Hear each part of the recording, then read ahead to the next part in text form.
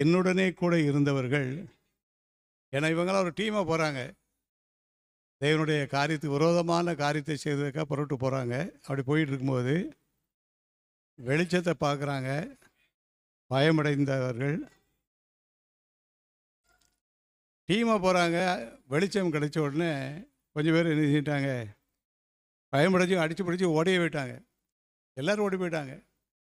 ஆனால் என்னுடனே பேசினுடைய சத்தத்தை அவர்கள், ஒரு சத்தம் கேட்குது. யார் கேட்டால் அந்த சத்தத்தை? பவுல் கேட்டார். அதான் கிருபை. அல்லேலூயா. டீமாக தான் வந்தாங்க. எவ்வளோ பேர் போனாங்கன்னு தெரியல. ஆனால் எல்லோரும் பயந்து என்ன செஞ்சிட்டாங்க, வெளிச்சத்தை கண்டோட்டு ஓடி போயிட்டாங்க. வெளிச்சத்துக்கும் அசராதபடி உறுதியாக இருந்து, ஆண்டவரே நான் என்ன செய்ய? அதுதான் என்னது? கிருபை. எல்லாரும் சேர்ந்து போகிறாங்க ஒரு காரியமாக. அழைப்பு எல்லாருக்கும் இல்லை, ஒரு ஆளுக்கு தான். அதான் கிருபை. அல்லேலூயா. இப்போல்லாம் நம்மளை சுற்றிலும் எவ்வளோ மக்கள் இருக்காங்க. நம்ம எவ்வளோ பிரயாசப்பட்டு, ஆண்டுடைய கிருபை இல்லைன்னா எவ்வளோ பிரயாசப்பட்டு என்னதான் பண்ணாலும் நடக்கவே நடக்காது. 4-5 நாள் ஜெபம் பண்ணுவோம்.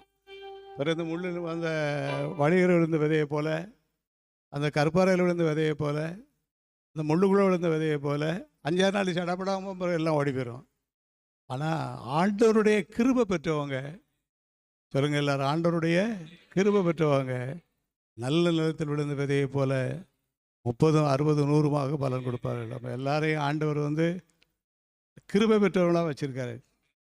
இப்போ நாம் என்ன செய்யக்கூடாது அப்படின்னு சொன்னால், தேவனுடைய கிருபையை நம்ம என்ன செஞ்சிடக்கூடாது, விருதா வாய்க்கிறக்கூடாது.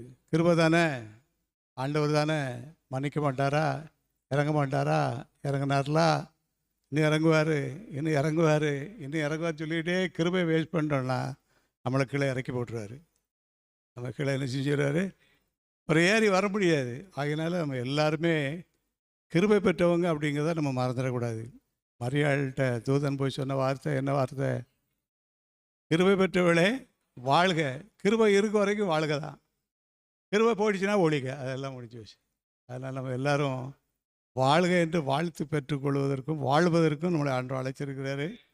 எதை குறித்து நம்ம கலங்க வேண்டாம், எதை குறித்து நம்ம சோர்ந்து போக வேண்டாம், எதை குறித்து நம்ம பயப்பட வேண்டாம்.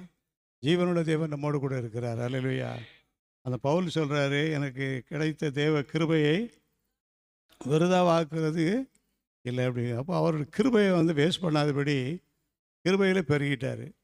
நம்ம எல்லாருக்கும் கிருபை ஆண்டவர் தந்திருக்காரு. இந்த கிருபையில் எல்லாரும் என்ன செய்யணும், வளரணும்னா பவுல் எப்படி வளர்ந்தார்? கலாத்தியர் 1வது அதிகாரத்தில் வாசித்து பார்க்கும்போது 12வது வசனம், கலாத்தியர் 1:12, நான் அதை ஒரு